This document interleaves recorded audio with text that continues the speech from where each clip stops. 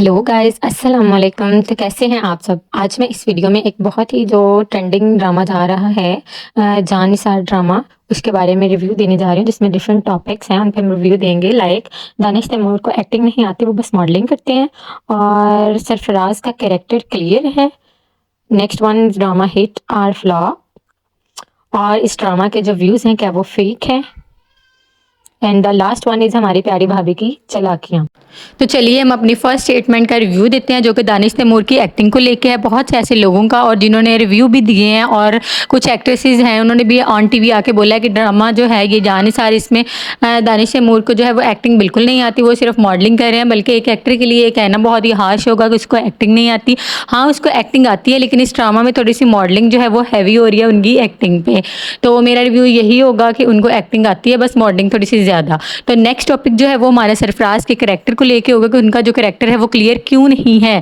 क्योंकि डायरेक्टर ने और राइटर ने जो है ना वो क्लियर ही नहीं किया। स्टार्टिंग में वो दुआ के साथ जिस तरह का रिलेशन हमें दिखाया गया, उससे बिल्कुल यही लग रहा था कि वो दुआ को धोखा नहीं देगा, और वो उससे बिल्कुल जो है वो हमें पॉजिटिव वाइब आ रही थी। लेकिन एकदम से जो है वो कहते हैं ना, वक्त बदल दिया, जज्बात बदल दिया।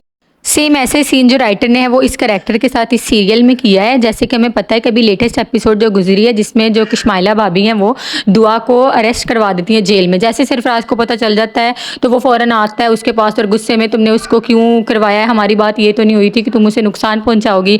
हालांकि ये दोनों इन्वॉल्व हैं इस चीज़ में। एक साइड पर जो है वो इसको नुकसान पहुंचा रहा है, दूसरी साइड पर उसकी केयर भी कर रहा है। तो मेरा जो रिव्यू यही होगा कि इसका कैरेक्टर जो है वो राइटर ने बिल्कुल क्लियर नहीं किया है। तो चलिए अब हम अपने नेक्स्ट टॉपिक की तरफ बढ़ते हैं, जो कि कहा जाता है कि इस सीरियल के जो व्यूज़ हैं वो फेक हैं, यानी कि इन्होंने यूट्यूब से जो है वो बाय किए हैं, इनके अपने नहीं हैं, लोग इनको नहीं पसंद कर रहे, नहीं देख रहे।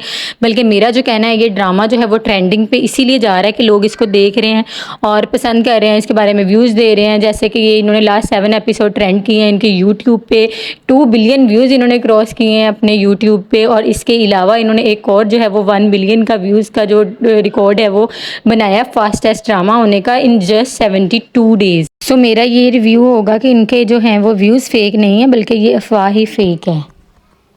तो चलिए अब हम बात करते हैं अपने last not the least topic की तरफ, प्यारी भाभी की प्यारी प्यारी चालाकियाँ। नहीं, प्यारी तो नहीं कह सकते हम, बहुत ही खौफनाक तरह की जो है वो चालाकियाँ, और ऐसी चालाकियाँ जो कि सामने नज़र आते हुए भी जो हमारे इस कैरेक्टर्स हैं इस ड्रामा के, वो समझ नहीं पा रहे।